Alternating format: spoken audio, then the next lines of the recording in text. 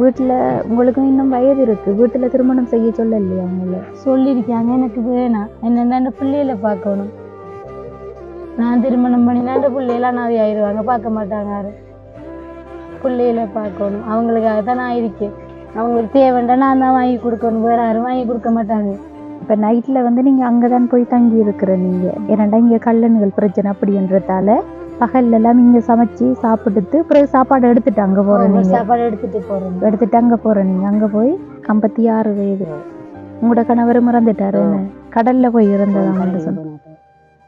அவர் இறந்த பிறகு ஒருத்தருமே பார்க்கறதுக்கு ஒருத்தருமே இப்போ கஷ்டப்படுறாங்க. கட்டா மட்டும் தனி பிரச்சனை ஏதாவது ஒரு நிறுவனம் வந்து உதவி செஞ்சிருக்கு, குறையில கிடைக்கு பாருங்களேன். நம்மகிட்ட வசதிக்காக கட்டுறதுக்கு ஒன்றும் இல்லை. அவள் எடுக்கிற சம்பளம் வீட்டு காணுமிட்டு பாருங்க. 2 பிள்ளைகளுடைய செலவு அவள் வேணாடு தலை எனக்கு அந்த 2 பிள்ளைகளும் பற்றி நான் நினைப்பேன். நான் சீரழி எப்படி நான் வேலை செஞ்சேன், நான் அந்த பிள்ளைகளுமே பார்ப்பேன். அவங்க ஆக்கு சௌரங்கள் வந்து சொன்னவங்க இப்படி இருக்கிற சரியில்லைன்னா எனக்கு வேணாடுதான். ஏனென்றால் நான் நிறைய இடத்தை பார்த்துருக்கேன். விட்டு போட்டு கல்யாணம் கட்டி பிள்ளைகளை பார்க்க மாட்டாங்கலாம். அப்போ நான் அந்த 2 பிள்ளைகளை பற்றி நான் பார்க்கணும். சரி வெயிலில் வந்து ரோட்டு கூட்டணும், முன்னுக்கு வந்து தார சம்பளத்துக்கு நம்ம வேலை செய்யணும். இல்லாட்டி அந்த வேலை எனக்கு இல்லை. ரோட்டு கூட்டுற வெயில் நின்று தான் வேறு, அப்புறம் புல்லு கொத்துற, ரூமுகள் கழுவுற, கடும் கஷ்டம். ஒவ்வொரு நாளும் அதான் வேலை. ஒவ்வொரு நாளும் காலையில் ரோட்டு கூட்டுற வேலை. அதுக்கு பிறகுதான் நாங்கள் இந்த ரூமுகளை கழுவணும். வெளியில் வேலை தான் கூட்டுறதுகள் அதெல்லாம். இப்போ எங்கள் அம்மாக்களுக்கு வந்து அது தெரியாது, உள்ளே வந்து பார்த்ததும் தெரியும் கூட்டுற கஷ்டங்கள். அது சரியான கஷ்டப்படுறேன் நான். என்ன சொன்னால் அந்த புள்ளியில் நினைச்சு தான் நான் வேலை செய்கிறேன். இல்லாட்டி நம்ம விட்டுட்டு போவோமா, இந்த வேலைக்கு வெயிலில் வருவோமா யோசிப்பேன். யோசிச்சுட்டு நம்மளோட பிள்ளைகளை பார்க்கணுமே.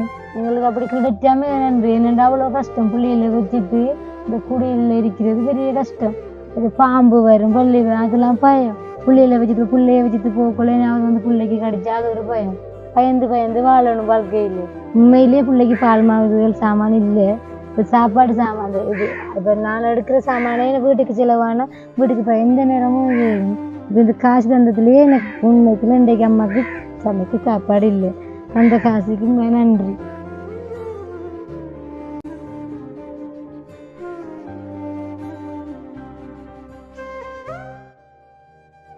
அனைத்து உறவுகளுக்கும் வணக்கம். இலங்கையிலிருந்து ஜேபி பிளாக், நான் உங்கள் பிரியா. இன்றைக்கு வந்து நாங்கள் மட்டக்களப்பு மாவட்டம் வாழைச்சேனி பிரதேசத்தில் இருக்கிற கும்புறுமுலை மாணிக்கபுரம் அப்படின்ற கிராமத்துக்கு தான் வந்திருக்கோம். ஏற்கனவே வந்து இங்கே காணொலி எடுத்திருந்தோம், எங்களோட சேனலில் பதிவு செஞ்சுருந்தேன், நீங்களும் பார்த்துருப்பீங்க. அங்கே வந்து அப்படிப்பட்ட நிறைய கஷ்டப்பட்ட மக்கள் இருக்காங்கன்னு சொல்லி கேள்விப்பட்டிருந்தாங்க. அப்போ அந்த இடத்துக்கு தான் வந்து திரும்பவும் வந்திருக்கோம். இங்கே வந்து ஆடிய சூடாக விசாரித்ததில் வந்து இந்த இடத்த கொஞ்சம் அப்படியே சுற்றி பார்க்கக்குள்ளே உங்களுக்கு தெரிஞ்சிருக்கும்.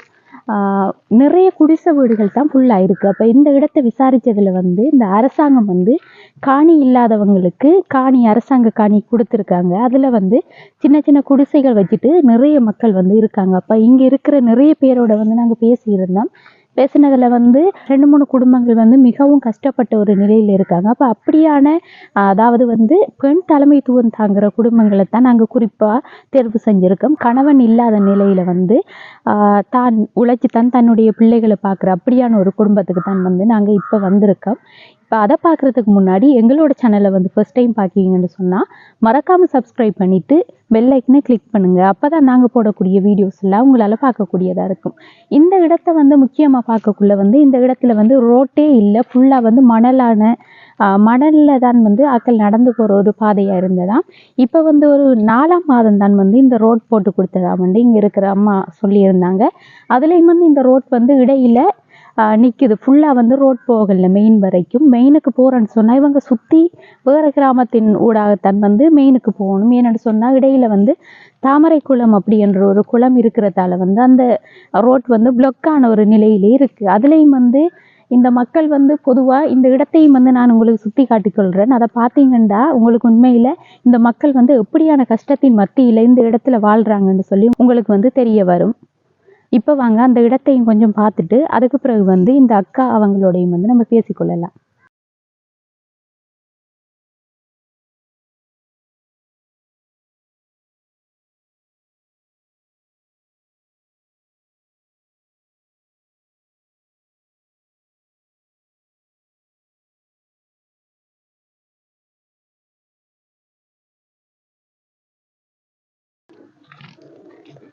இதான் வந்து நாங்க சொன்ன அந்த இடம்.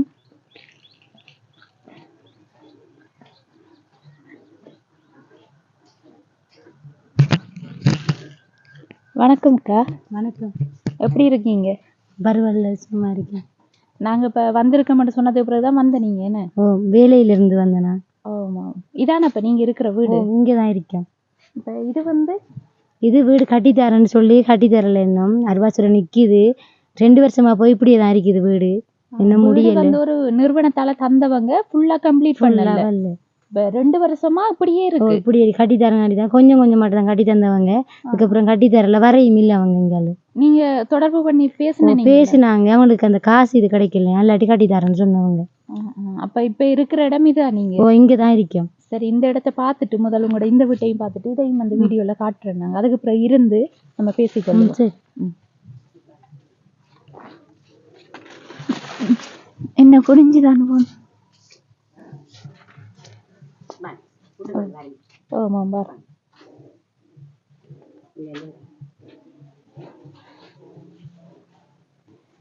பிள்ளை தூங்குறாங்க என்ன?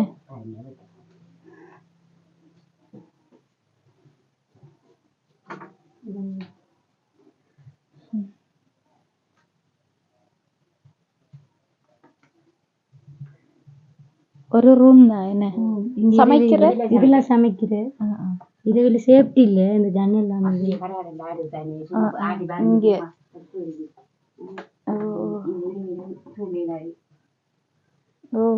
தனியா வச்சு படுக்கையா நில எல்லாம் ஆடுது என்ன?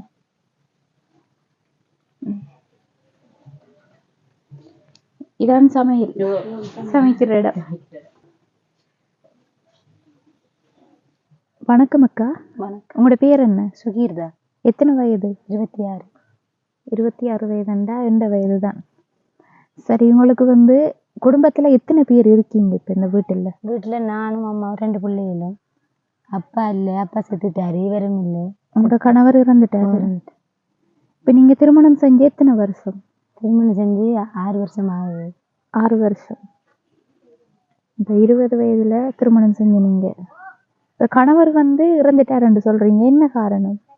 வீட்டுல பிரச்சனை. அவர் குடி பிரச்சனை. அவருக்கு ஏசின நீங்க குடிக்காதீங்க அதுன்னு சொல்ல அவர் வீட்டை போறேன்னு எடுத்து போனேன். எங்களோட அப்பா செத்து 30. இப்போ நான் அக்கா வீட்டு இருந்தேன். நான் அவர் வீட்டை ஊருக்கு போறேன்ட்டு போனவர் போனா இங்க பக்கத்துல வாடகைக்கு வீட்டுல இருந்தாங்க. அதுல தூக்கு போட்டு செத்துட்டாரு. பிள்ளைக்கு 3 மாசம் வயிற்றுல, மகனுக்கு 2.5 வயசு. அவர் சாகும்போது 3 வருஷமா ஆகுது. இப்ப அப்பாவும் இல்லை. கேட்கக்குள்ள என்ன சொல்றேன் தெரியாம இருக்கு. இப்ப வயிற்றுல வந்து 3 மாத பிள்ளையோட இருக்கக்குள்ள கணவர் இறந்துட்டாரு. இப்ப ஏதோ சடதியா என்னாச்சு, ஏதாச்சும் நடந்து இருந்திருந்தா பரவாயில்ல. இது அவரா வந்து செஞ்சிருக்காருன்னு சொல்லக்குள்ள இப்ப அவர் உங்களை யோசிக்கல கொஞ்சமும்? பிள்ளைய பற்றி யோசிக்கல. பிள்ளைக்கு 2.5 வயசு ஆகுது மகனுக்கு. இப்ப நீங்க வந்து பிரெக்னெண்டா இருக்கீங்கன்னா அந்த டைம் தெரியும் அவருக்கு. தெரியும். அவரு குடும்ப பிரச்சனை. அவரோடைய நான் போய் ஊர்ல இருக்கணும். என் அப்பா செத்ததால நான் இங்க வந்தேனா. அப்ப நீங்க இருந்தது வேற இடத்துல? நுவரெலியாவில் அவரோட இருந்தேனா. அவர் சொந்த இடம் நுவரெலியா? நீங்க எத்தனை வருஷம் நுவரெலியாவில் இருந்த? நீங்க 1 வருஷமும் இல்லை, 6 மாசம் இருந்துட்டு இங்க அப்பா வந்தேன். இங்கதான் இருந்தேனா. திரும்ப அவங்க அம்மாக்கு வருத்தம் என்ன கூட்டிட்டு போனவர். கூட்டிட்டு போய் அங்க அப்பா செத்துட்டாரு என்று சொல்லி வந்தேனா. அவர் இப்ப என்ன தொழில் செஞ்சு வராங்க? அவரு தும்பு ஃபேக்டரியில வேலை அதுக்கு பிறகு உங்களோட அப்பா இறந்த டைம்ல இங்க வந்த நீங்க உங்களோட ஊருக்கு. அந்த டைம்ல உங்களை அங்க கூப்பிட்டு பிரச்சனை படுத்தினவரா? அதனால சொன்னா அவருக்கு அந்த சந்தேகம் மாதிரி அவரோடய இருக்கணும், தனியா இருக்கக்கூடாது, அக்கா அவங்களோட இருக்கக்கூடாது. அப்படி பிரச்சனை யாரோடையும் கதைக்க கூடாது. கதைச்சா அது ஒரு சந்தேகம். இப்ப அந்த திருமணம் செஞ்சு கொஞ்ச நாளுக்குள்ளேயே அந்த சந்தேகம் என்ன?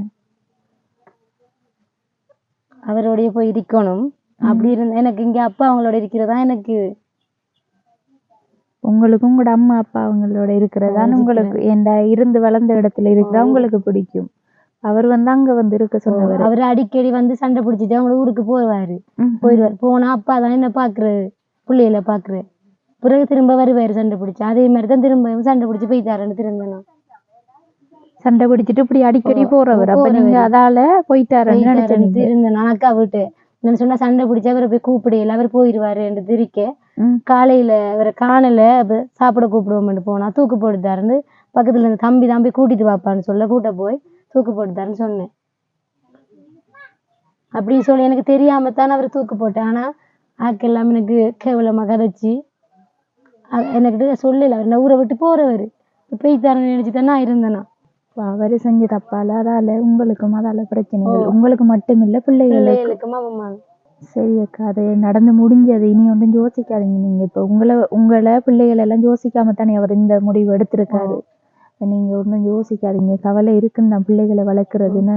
2 பேரையும் வளர்க்கணும். இப்போ வேலைக்கு போறேன்னு சொன்ன, நீங்க எங்க வேலைக்கு போறீங்க? இங்க தில்மா எங்கட பக்கத்துல. நாங்க இது கிளியரிங் வேலை, கார்டிங் வேலை. அது அங்க போய் என்ன நடக்குது? அங்க ஃபேக்டரியா? அது ஃபேக்டரி இல்ல, அங்க அந்த பிள்ளைங்களுக்கு இது கோர்ஸ் பழகுறாங்க. அந்த அங்கவீனமான பிள்ளைகள் கோர்ஸ் செய்யற இடம் இல்ல. அந்த ஏற்கனவே நாங்க ஒரு வீடியோ எடுத்தவங்க சொன்னவங்க அந்த இடத்துல வந்து துப்புரவு செய்யற வேலைகள் செய்யறீங்க. என்ன மாதிரி உங்களுக்கு அதுல வருமானம் இல்ல? மாதாந்தம் முதல் போய் சேர்ந்ததுல 1 மாசத்துல எனக்கு 1000 அப்படித்தான் கிடைச்சது. ஒவ்வொரு நாளைக்கு 1000? ஒவ்வொரு நாளைக்கு 1000. மாசம் 30. ஞாயிற்றுக்கிழமையில 4 நாள் லீவு. பிறகு கஷ்டம்னு சொல்லி சார் கஷ்டம் இப்படி பாவம்னு சொல்லி திரும்ப வேற ஒரு இதுக்குள்ள போட்டு எனக்கு இப்போ ஒரு 1300 அப்படி வரும் ஒரு நாளைக்குள்ள. அது உங்களோட குடும்ப செலவுக்கு போதுமானதா இருக்குன்னு தானே? இல்ல, அது போதாது. என்னோட 2 பிள்ளைகளையும் படிப்பிக்கணும், மகனை படிப்பிக்கணும், மகளுக்கு தேவையான சாமான் வாங்கணும். அது போதாது. அம்மாவை பார்க்கணும். அம்மா உங்களோட அப்பா இறந்ததுக்கு பிறகு உங்களோட தான். 2 அக்காக்களும் அவங்க பார்க்கல, அவங்க குடும்பம் தான் போயிட்டாங்க. நம்ம தான் அம்மாவை பார்க்கணும். அவங்க பரவாயில்ல சார், அவங்க நல்ல நான் போய் 1 மாசம் இல்லை அதுக்குள்ள எனக்கு வேற இடத்த மாத்திட்டாங்க, சம்பளம் குறைவுன்னு சொல்லி. இப்ப உங்களுக்கு கணவரும் இல்லாத நிலையால அப்படி மாத்திட்டாங்க.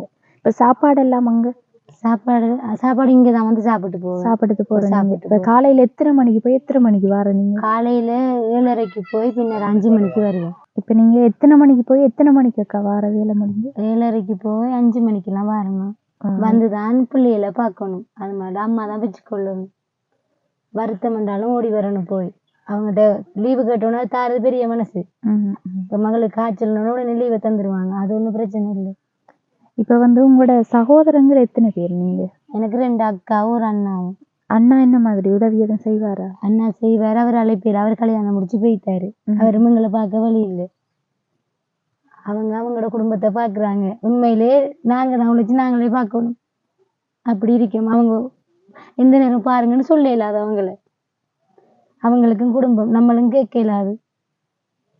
அதனால நாங்க வெளிப்படையா அது தாங்க ஒன்றும் கேட்க இயலாது. இப்ப நான் உழைச்சிதான் நான் என் பிள்ளைகளை பார்க்கணும். இப்ப திருமணம் வந்து உங்களோட வீட்டாக்கள் செஞ்சு வச்சதா அல்லது நீங்க? நானா செஞ்சு. நீங்க லவ் பண்ணி மேரேஜ் பண்ண? நுவரேலியாண்டு இருக்கக்குள்ள என்ன மாதிரி இங்க இருந்து உங்களுக்கு? இங்க இருந்து கொழும்புக்கு வேலைக்கு போன மாதிரி லவ் பண்ணி கூட்டிட்டு வந்தேன். நல்லா தான் என்னோட இருந்து.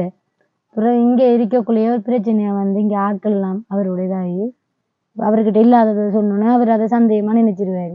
இப்ப போனா அப்படி சந்தேகப்படுவாரு. நம்ம இருக்க கூடா இருந்த இப்ப யாரோடையும் கதைச்சாலும் சந்தேகம், சிரிச்சாலும் சந்தேகம், அப்படி சந்தேகப்படுவாரு. கொஞ்ச நாளே நிறைய கஷ்டம். அவங்களோட ஊருக்கு கூட்டி போக்குள்ளேயே அப்படித்தான். அவங்க வீட்டை போனாலும் சந்தேகப்படுவாரு. தம்பி குரனை காய்ச்சி சந்தேகப்படுவாரு. அப்பா நாங்களை கொஞ்சம் பாப்பாரு. அப்பா இல்லை. அப்பாவுக்கு வந்து என்ன நடந்தது? அப்பா வந்து ஒரு பாட்டிக்கு போன மாதிரி கடல்ல குளிக்க போன மாதிரி தாண்டுத்தாரு. அவரு இறங்கினதான் தாண்டுன்னு தெரியும். செத்து தாரன்னு எனக்கு தெரியாது. இங்க கடல்ல தாண்டு செத்து பாட்டிக்கு போன மாதிரி இறங்கித்தாராம். ஏண்டா கடல் தொழிலா செய்யற? இல்ல, அப்பா தொழில் செய்யல, சும்மா போனவங்கலாம் அது குடிக்க பாட்டிக்கு போயிருக்கிறாங்க. போன மாதிரி முகங்கழுவெல்லாம் இறங்கித்தாராம். நான் இங்க இல்லை அப்பா சாகக்குள்ள. அப்பா அப்படி எனக்கு இறங்கி விழுந்துட்டாருன்னு சொல்லித்தான் வந்தேனா. செத்தேன்னு எனக்கு அப்பா தெரியாது. இங்க வந்தேனா நான் அப்பா அப்ப நான் அப்பா கவலையில இருந்தேனா. ஏன்னா நான் அப்பாவை காணலை. இப்போ 6 மாசமா அங்கே போயிருந்ததால அப்பா அன்னைக்கு பார்த்த அப்பா தான். இப்போ காணலை. இங்கே வந்தோடனே இங்கே இவரை பார்ப்பேனா நான் அப்பாவை பார்ப்பேனா. அதனால அவருக்கு அவருடைய இருக்கையில் சந்தேகம். நான் அக்கா வீட்டை தானே அங்கே இருந்தேன். இப்பயும் அவங்களோட வீட்டை தான். என்னடா அம்மா காலையில் வேலைக்கு போனால் அம்மா பிள்ளைகளை வச்சு திரிக்கணும். அதுக்காக அங்கே தான் இருக்கிறேன். நைட்லயும் அங்க நைட்ல அங்க நான் இருக்கிறேன். இங்க கல்லுன்னு பயம். இந்த வீடு எங்கிறது சரியில்லை, ஒழுங்கான வீடு இல்லை.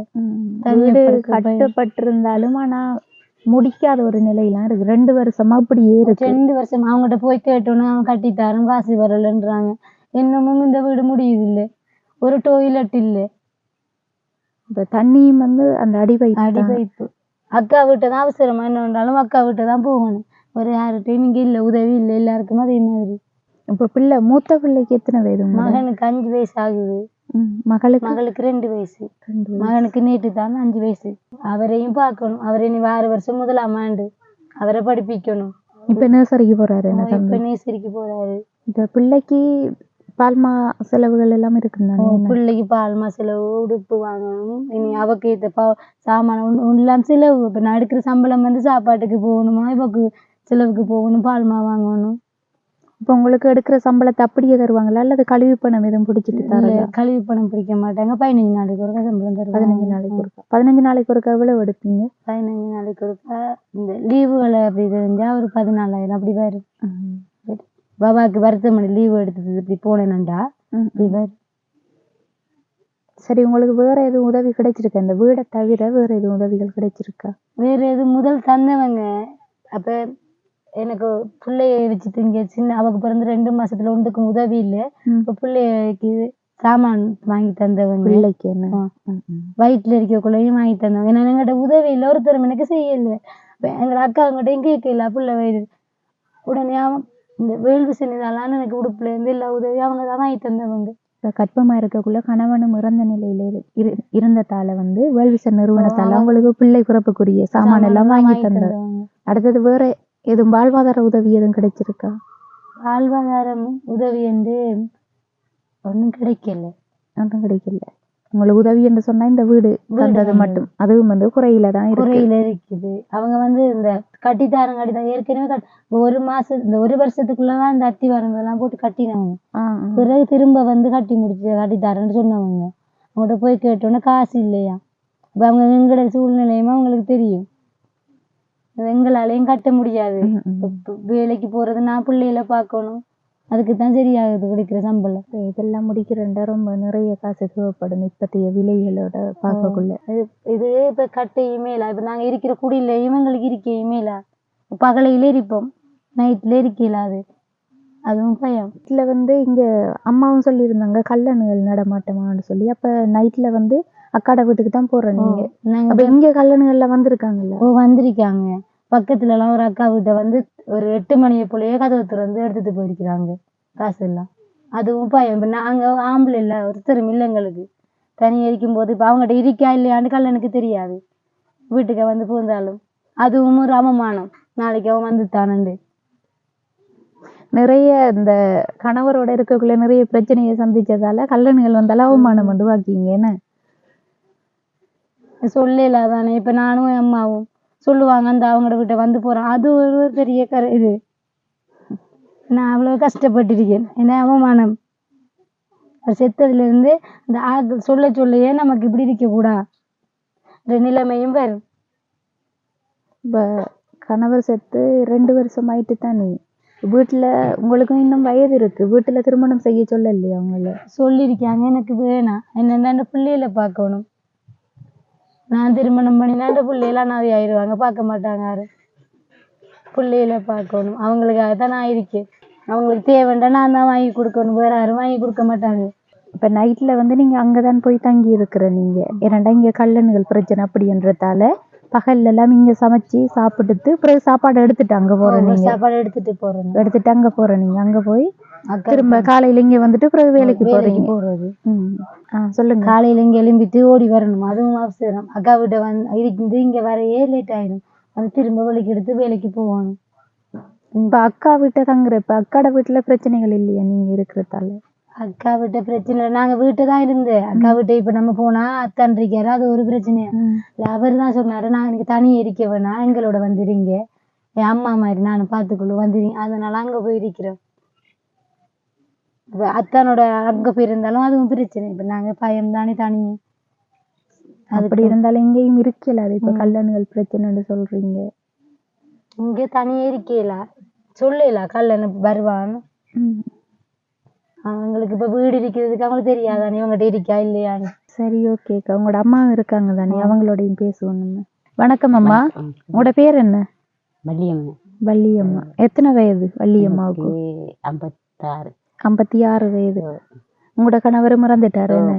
கடல்ல போய் இறந்ததாம் அவரு இறந்த பிறகு ஒருத்தருமே பாக்குறதுக்கு ஒருத்தருமே இப்ப கஷ்டப்படுறாங்க. இந்த மகள் இப்ப வேலைக்கு சென்ற பிறகு என்ன அவர் உதவி ஒருத்தருமே உதவி பாக்குறதுக்கு. இப்ப உங்களுக்கு 3 பிள்ளைகள். 3 பிள்ளைகள். இப்ப 3 பிள்ளைகள்ல இப்ப இந்த பிள்ளைதான் உண்மையில கஷ்ட நிலைமையில இருக்காங்க. ஆனா அவங்கதான் உங்களை பாக்காங்கன்னா மற்றவங்க பாக்குற இல்லையா உங்களை? எல்லாரும் என் உடுப்பு துணியை இது மாதிரி தருவாங்க. அவங்களும் பிள்ளைகள் இருக்கிட்டானே அதால அவ்வளவு சண்டை இல்லை. உடுப்பு வளரு சாமான்கள் கொண்டு தருவாங்க சமைக்கிறதுக்கு. இனி இவ உழைச்ச தனி மகள் எல்லாம் நிறைய ஒரு ஆகண்டா தருவாங்க. இப்போ 2 புள்ள தாய்கள் வச்சு பாருங்களேன். இப்போ சாமான் வைக்கிற வேலைக்கு யாரு செய்ய போறா? இவ வேலைகளுக்கு போனா தனங்களுக்கு ஏதாவது உதவி கிடைக்கும். வேற ஒன்றும் இவர் இறந்து 4 வருஷமாகவும் போகுது. இவர் இறந்து 4 வருஷம் உங்களோட கணவர் இறந்து. அதுக்கு பிறகு இப்ப மகற்கு சாப்பாடு தந்தவங்க. பிறகு அவங்க வீட்டுல இருக்கிற சரி திட்டானே மகள் எங்களுக்கு ஒரு படம் விரிக்கி நாங்க வந்து உங்களுக்கு அரசாங்கத்தால அரசாங்கத்தால இருந்தவங்க எல்லாருக்கும் அரசாங்கத்தால இருந்தோம். பிறகு டிஎஸ்சி சொன்னாங்க ஒரு வீட்டு திட்டம் ஒன்று வந்துடுங்க அப்படி சொன்னாங்க. பிறகு இந்த இடைஞ்சல் படையனே அதால அந்த வீட்டு திட்டம் தந்தவங்க. இப்ப கண்டிப்பா 2 வருஷத்துக்கு மேல போயிட்டு கட்டித்தாரன்னு சொல்லி போட்டு இப்ப முடிஞ்ச ஆக்கள்கிட்ட உதவி கேட்கணுமா. உதவி கட்டாரா அது முடியுமா சொல்றாங்க. பிறகு சொன்னாங்க உங்களுக்கு எல்லாம் சரி நீங்க ஒரு சைன் வச்சா சரின்னு சொன்னாங்க. உங்களோட மகளை வர சொல்லுங்க அவர் அமைக்கணும் சீரு அவரை சொல்லுங்கன்னு சொல்லி அப்புறம் அவ போய் வச்சாவும் அதோட வீட்டு திட்டம் ஒட்டுமே. அப்ப நீங்க சைன் வச்சு கொடுத்தது வந்து எல்லாம் முடிஞ்சு சொல்லி வச்சு கொடுத்துருக்கீங்க போல. தெரியாதானே என்னட்டு கொடுத்து நீங்க வாசிச்சு பார்த்து வைக்கிறேன். மகள் தனி வச்ச அவ தனி அவருக்கு தனி இந்த பொறுப்பு வீட்டு படிக்கலையா? இல்ல அவ படிக்கா. அப்ப என்ன ஒருக்கா எண்ணத்துல சைன் வைக்க சொல்றாங்க பார்த்து வச்சிருக்கோம். இவங்கிட்ட சொன்னாங்களா வர சொல்லி உங்களுக்கு வீடு உங்களுக்கு பிரச்சனை உங்களுக்கு வீடு இருந்தா கட்டுப்பட போது ஒரு பிரச்சனை நீங்க ஒரு சைன் வைக்க சொல்லி சைன் வச்சு கொடுத்தா. இப்ப அடியோட இப்ப வாரதே இல்லை பாக்குறது இந்த வீடு கட்டா மட்டும் தானே பிரச்சனை. ஏதாவது ஒரு நிறுவனம் வந்து உதவி செஞ்சிருக்கு குறையில கிடைக்கு பாருங்களேன். நம்மகிட்ட வசதிக்கா கட்டுறதுக்கு ஒன்றும் இல்லை. அவ இருக்கிற சம்பளம் என்னத்தை காணுமிட்டு பாருங்களோம். 2 பிள்ளைகளோட செலவு இனி உடுப்பு துணிகள் ஒன்று சாப்பிடணும். வேற மற்ற ஹாஸ்பிட்டலுக்கு போற செலவுகள் அப்படித்தான் இருக்கு. இப்ப இந்த வீடு முடிக்கிறேன் எவ்வளவு தேவைப்படும் தெரியாது நமக்கு. இப்ப மேல கட்டணும் இந்த டிண்டர் முட்டத்துக்கு கட்டணும். அது கூட கட்டல கட்டினாதான் பாருங்க வீடு கட்டி முடிஞ்சாதான் ஏதாவது ஒரு உதவி செய்யணும். தகரத்தை கொண்டு போட்டா தகரம் முறந்து போயிட்டு. அப்ப நான் சொன்னேன் நான் போய் ஜிஎஸ்டி அப்படி தகரம் முறக்குது என்ன செய்யண்டு இதுக்கட்டு நாங்க வந்து பார்க்க முடியும் சொன்னவங்க. அப்ப இதுக்கு வீட்டுக்கு தகரம் தந்தவங்க நாங்க வேணாட்டு சொன்னோம். நாங்க வேலை சொன்னால எங்களுக்கு தகரம் வேணாம். சீட்டை தானே பிரச்சனை இல்லை வெக்கதானே சின்ன பிள்ளைல ஓமாமன்ட்டு விட்டு தகரத்தை இந்த வீடை கட்டி போட்டு இப்படி குறையில விடுது இல்ல தகரத்தை அடிச்சு. அப்ப நான் சொன்னேன் சரி வராது அப்ப இறந்து போகுது. அப்ப இல்லாட்டி நான் வேலி கிடைக்க போறேன் இல்ல ஒண்ணு செய்யாதுங்க வேலி அடைக்கிற கிடையாது பாருங்க. ஒரு ஆம்பளை உதவி செய்வாங்க யாரு அப்படியே வேலி அப்படியே கிடையாது. அப்படின்னா நான் வேலி அடைக்காண்டு இல்ல ஒன்று செய்யாதுங்க வைக்காண்டு. இதுக்கு மேலே நாங்கள் கட்டி தரலாம் சொன்னோம். அவங்ககிட்ட சொன்னாங்க இல்லை பண்ணிட்டு எங்களுக்கு இந்த வேணாம் தகரம் நீங்க தாரண்டா சீட்டாவது பரவாயில்ல கட்டித்தாங்க. அது ஒன்றும் இல்லை தகரம் மொத்தனை இருக்கிற வெக்கையில் இருக்கணுமா வெக்கைக்குள்ள தகரத்துக்கு இந்த வீட்டுக்கு அடி 35 தகரத்துக்கு டெரி அது கரை பிடிக்குது. அப்ப 35 தகரம் தந்துருக்காங்க. அம்மா மேல கட்டி முடிச்சா தகரம் அடிக்கல கட்டி முடியாம தான் தெரியாங்க. அப்ப எல்லாம் முடிஞ்சு சொல்லித்தான் சைன் வாங்கிட்டு தகரத்தை தந்துருக்காங்க. மகள் தானே சைன் வச்சவங்க அவர்கிட்ட இது வேலை நின்றா ஓடி வரட்டாமன்னு சொல்லி வச்சுட்டு வாக்கி பார்க்கல வரும். எங்களுக்கு சரியம்மா உங்களுக்கு கிளியர் உங்களுக்கு இப்போ வீடு வந்துட்டு நீங்க யோசிக்காதங்க. அப்ப நான் சொன்னேன் எங்களுக்கு அதை முக்கியம் ஒரு டொய்லெட்டு நாங்கள் டொய்லெட்டோட தாங்கன்னு கேட்டினா நீங்க பயப்படாங்க டொய்லெட்டு உங்களுக்கு முக்கியம் கட்டி தர மாட்டேன் ஒன்றுமே இல்லை 2 வருஷத்துக்கு மேலே அவைத்த மாதிரி வீடு கட்டி அப்படியே கிடக்குது. இந்த வளவுல டொய்லெட்டும் இல்லை என்ன ஒரு அவசரத்துக்கு ஆக்கட்டு விட்ட போகலாமா இந்த நேரம் விடைய மாட்டாங்க. மகடுற விட்டு அங்கே நீங்க வந்தீங்க அந்த ரோட்டு அபடத்தை போகணும் டொய்லெட் எழுதுப்புறா முக்கியமா டொய்லெட் வந்து வேணும். சரி உங்களோட குடும்பத்துல இப்ப கஷ்டம்னு சொன்னா எது உங்களோட குடும்பத்துல இருக்கிற முக்கியமான கஷ்டம்? செலவுகளுக்கு காட்சி எழுது எழுதாம பிரச்சனை சாப்பாட்டுக்கு எழுது வேற என்ன கஷ்டம்.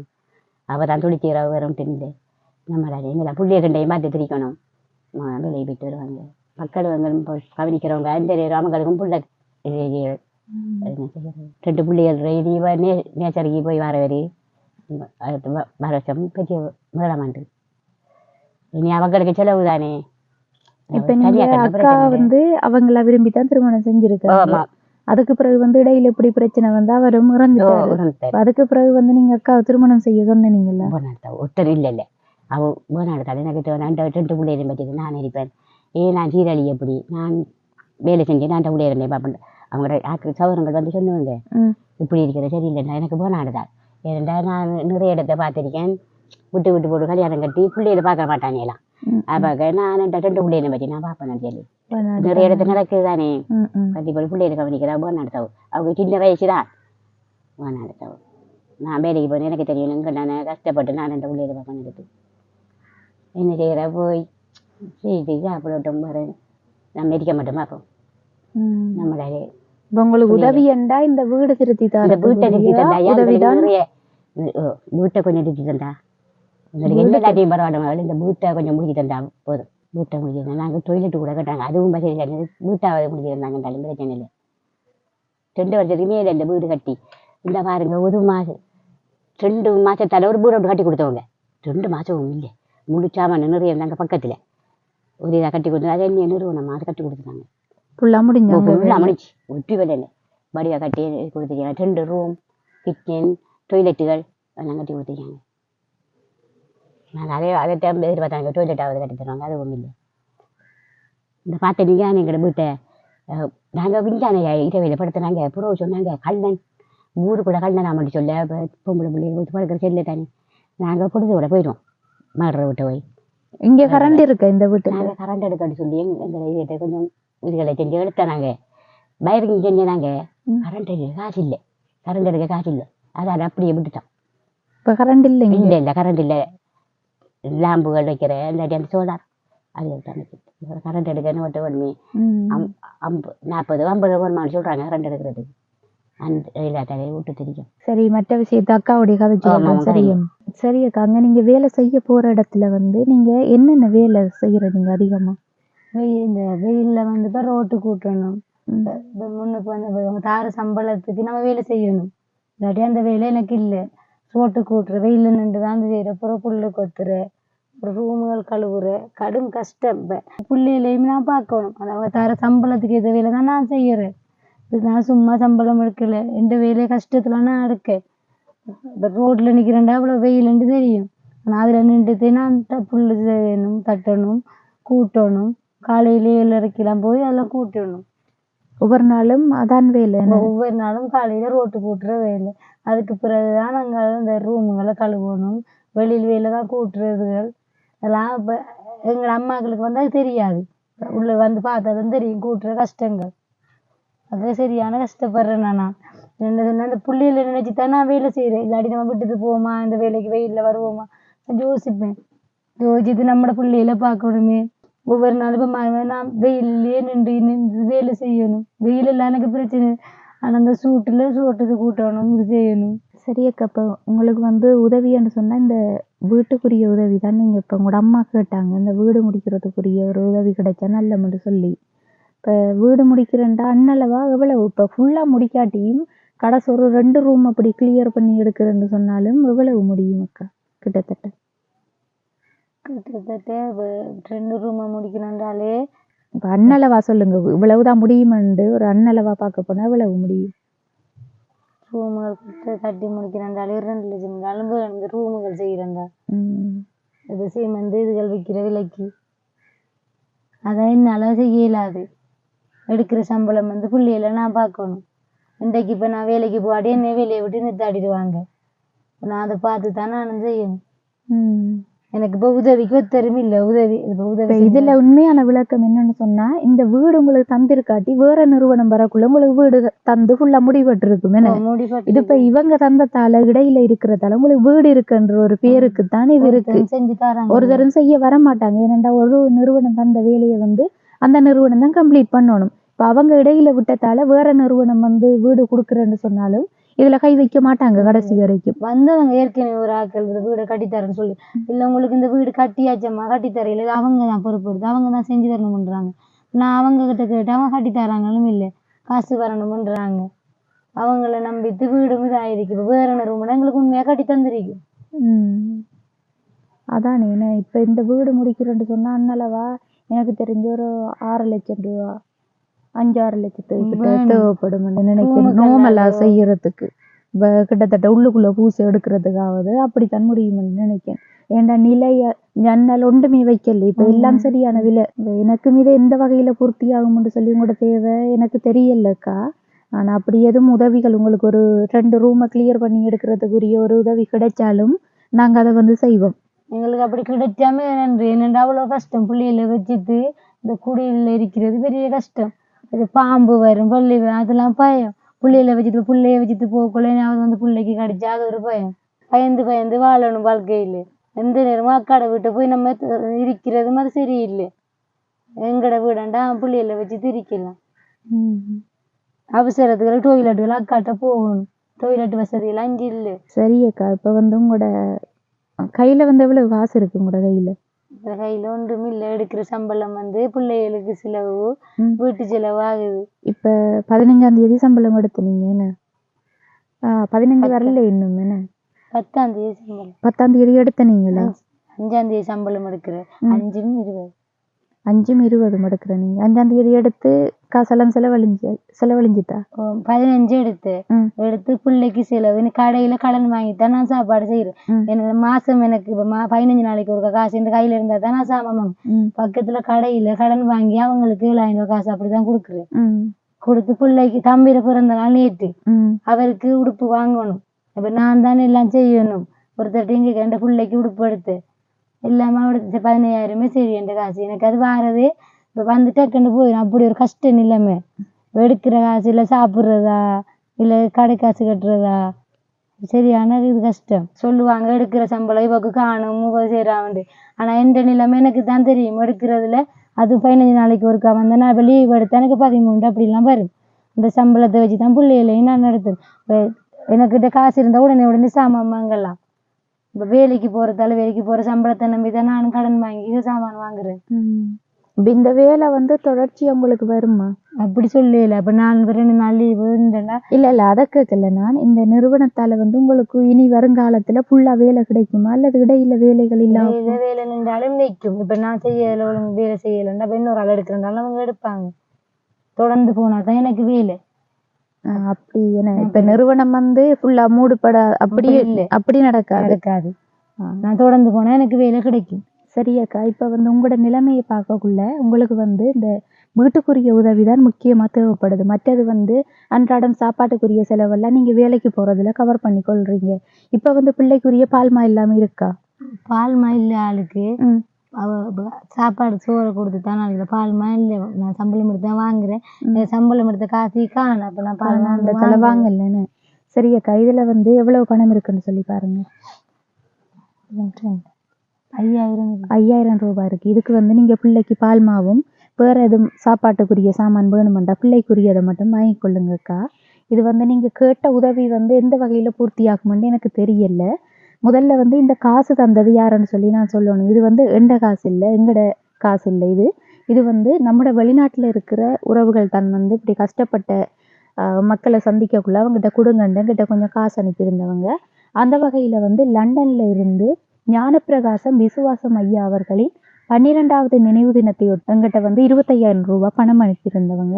அதுல 2 இடத்துல 10,000 ரூபாய் ஹெல்ப் செஞ்சுட்டு நாங்கள் அவங்களுக்கு சாப்பாட்டு ரீதியாக கஷ்டம் இருந்ததால் அந்த உணவுப் பொருட்களுக்குரிய காசை நாங்கள் கொடுத்தனாங்க. அதில் எங்கிட்ட மீதி இருந்த பணம் 5,000 ரூபாய். அந்த 5,000 ரூபாய் தான் உங்கள்கிட்ட தந்திருக்கேன். இது பிள்ளைக்குரிய பால்மாவுக்கு வச்சுக்கொள்ளுங்க. நீங்கள் அடுத்தது நீங்கள் கேட்ட உதவி கிடைச்சா நாங்கள் அதை இங்கே செய்வோம். சரியாக்கா? சரி. என்னன்னு சொன்னால் அந்த காசு தந்ததுக்கு எனக்கு நன்றி. என்னென்னா உண்மையிலேயே பிள்ளைக்கு பால்மாவுகள் சாமான் இல்லை. இப்போ சாப்பாடு சாமான் இது இப்போ நான் எடுக்கிற சாமானே வீட்டுக்கு செலவானா வீட்டுக்கு இப்போ எந்த நேரமும் இது. இப்போ இந்த காசு தந்ததுலேயே எனக்கு உண்மைக்குள்ள இன்றைக்கு அம்மாவுக்கு சமைக்க சாப்பாடு இல்லை. அந்த காசுக்கு நன்றி. இது என்னென்னு சொன்னால் இது நான் தந்ததில்லை, லண்டன்ல இருந்து தான் அனுப்பியிருந்தவங்க. அவங்க இந்த வீடியோ பார்ப்பாங்க. இப்போ நீங்கள் அவங்களுக்கே சொல்லிக்கொள்ளுங்க அக்கா. என்னன்னு சொன்னால் எனக்கு தெரியாது அவங்க யாருன்னு. எனக்கு காசு உண்மையிலே நான் சரியான கஷ்டம்.